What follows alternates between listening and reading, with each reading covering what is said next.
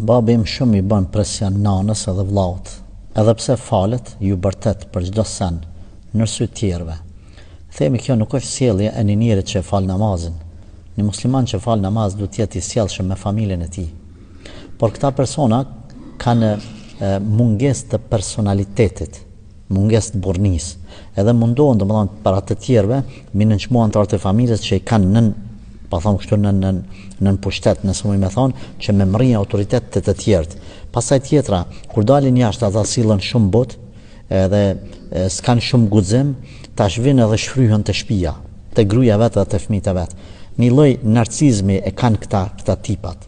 Kështu nuk ka qenë pejgamberi sallallahu alaihi wasallam. Ka ndodhur që ndonjëherë prej bashorteve të veta, edhe nëse është nervozuar një herë, edhe është kanë rru fjalës, është kacafyt me ortakën e vet.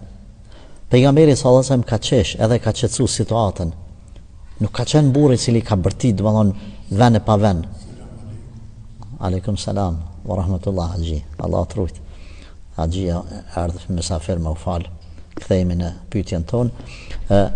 Pra, pejgamberi sallallahu alaihi wasallam ka qesh.